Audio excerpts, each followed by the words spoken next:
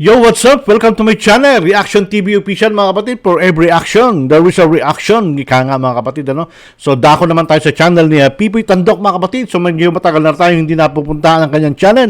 At eto na mga kapatid, bisitahin natin ang kanyang channel, si Pipoy Tandok. So, upload niya ito 2 days ago mga kapatid. So, of course, mga nakakatakot na naman na nakuha na ng video ang pating panonoorin tungkol kay Pipoy Tandok. Ayan, no? Pipoy Tandok nakakuha ng walang ulo, naglalakad. Grabe. Grabe ito mga kapatid. Sa panoorin natin to. Panoorin natin to bago patirahin ni Aling Marites. Pipoy Tandok, papasukin na natin yan. Pasok. Grabe Narito na ang mga pinaka-nakakapangilabot na nakunan ng kamera. At sa mga video na ito, pag napanood mo, ay tsak na mapapasubscribe ka sa aking channel. Kaya't kung ready ka na, Uy, ano pang putang ina naman hinihintay yan, mo? Totoo ba yan? Tara na. Grabe naman yun.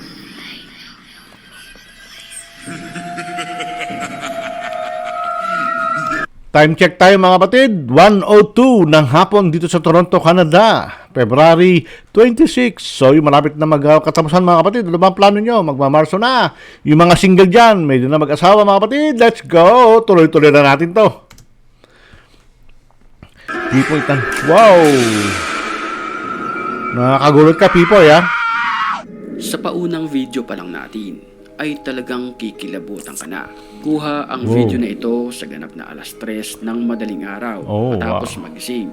Ang kumukuha ng video dahil sa ingay ng isang bata, kahit siya lang naman mag-isa, ang tao sa bahay.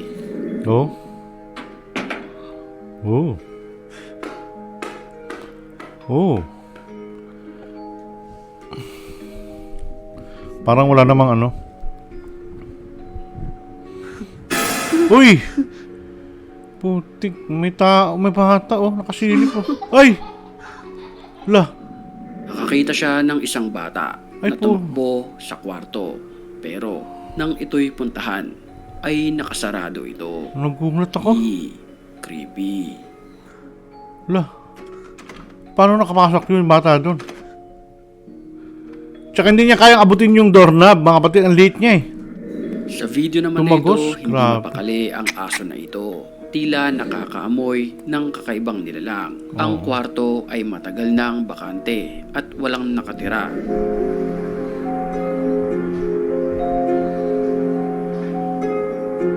Lakas ang background Ilang minuto rin nagantay ang aso sa labas. Bakit kaya? Ano kaya meron doon? Ano kaya meron doon mga kapatid? Sa aso na to. Meron siyang naaamoy nakakaiba. Baka may poop. Laking gulat nang kumukuha ng video nang makapasok ang aso. Nagbukas. Dahil may biglang lumabas na isang nilalang na nakaitim. Na animoy isang miyembro ng kulto at ang kanyang pananamit ay kawangis ni kamatayan. Ayon sa mga nakapanood ng video na ito. Ba yun? Baka homeless Isang lang yun. lalaki naman ang tila siniliban ng masamang espiritu dahil sa tangkang paghabol nito sa lalaking may hawak ng kamera. Nakakatakot lang. Nakakatakot naman ang mukha nun. Ay, putang ina. Ang lalaki ay agad na isinarado ang pinto at pagbukas niya ay naroon pa ito at namumuti ang mga mata. Grabe, nakakagulat. Kikilibutan ako. Sa kuha naman na ito ng CCTV footage sa isang gate, makikita ang animoy isang itim na nilalang na walang kahirap-hirap na umakyat sa pader. Di kalayuan, may isang lalaki na nakaupo, mistulang natutulog, habang ang isang nilalang na ito na maiahalin tulad sa isang aswang dahil sa bilis niyang kumilos at patuloy sa kanyang pag-akyat. Hindi na nakuhanan ng CCTV. Baka magnanakaw yan mga kapatid. Kasi yung CCTV na yan, black and white siya Baka magnanakaw yan. Umaakit. Hindi natin alam. Hindi naman ganyan ang aswang. May ganyan bang aswang? Parang mahaba ang buhok niya no? Tapos ito naman lalaki dito na nakaupo doon, parang natutulog na hindi natin alam kung ano ang Ang papel naman yan dyan, ano ba yan? Gwardiya ba yan dyan? O ano? Parang nasalisihan siya ng akyat bahay gang Di ba mga kapatid? ang Parang ano eh. sunod na pangyayari. So, grabe, no mga kapatid? Grabe siya. Malala siya. No?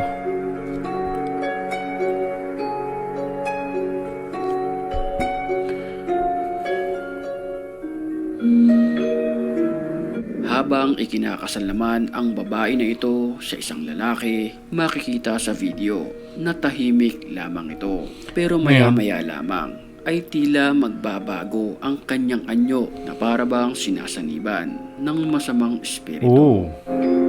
Oo. Lolo. Wow, wow, wow. Ano nangyari? Grabe, oh.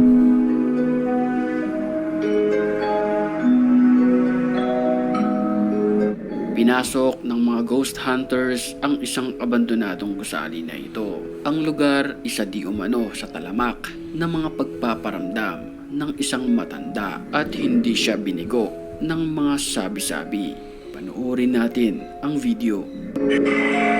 Wow!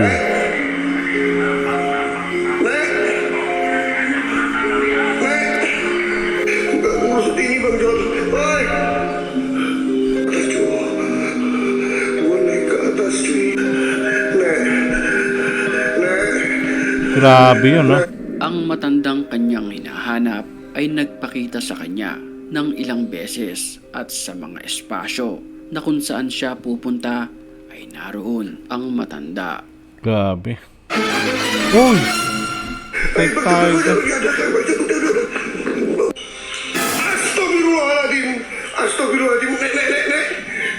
Bago tayo magpatuloy sa ating video, batiin muna natin ang mga certified matapang.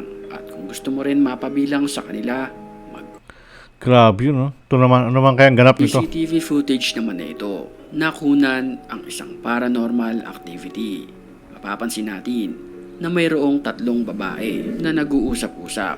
Sa gilid nila ay mayroong isang rack kung saan narito ang mga tools na ginagamit sa pagluluto. Nang walang ano-ano'y may bigla na lamang tumama Uy. sa ulo ng babaeng nakapula. Ito na pala Ayun. ang paranormal activity na nakunan ng CCTV.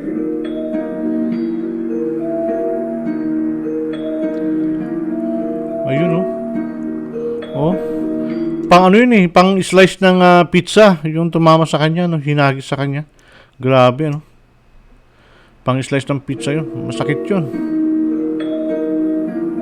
Sa video naman na ito, Ito. makikita natin ang isang bata. At ang video nito ay kuha mula sa isang CCTV camera. Sa mga pagkakataong CCTV. iyon, mag-isa lamang ang bata sa area nang walang ano-ano'y. Pansinin natin sa bandang taas ng araw na ito.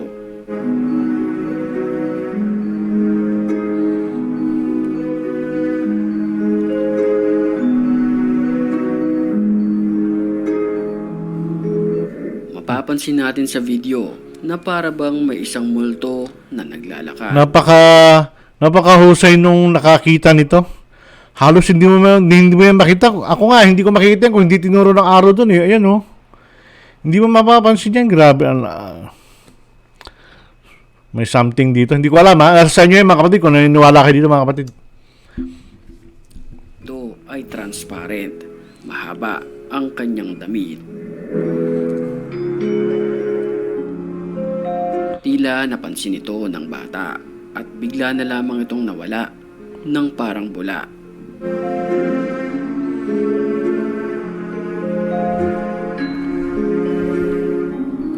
Kakaiba yun, ha.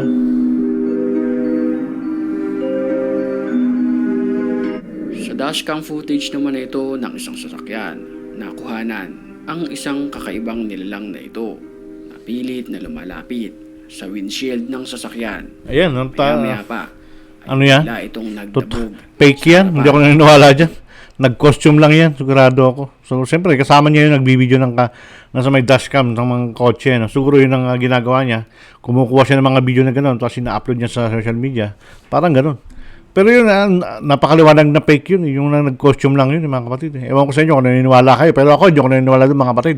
So, yun na yun, mga kapatid. So, yun na, mga kapatid. So, hanggang dito na lang tayo, mga kapatid. At sa see you on my next video, mga kapatid.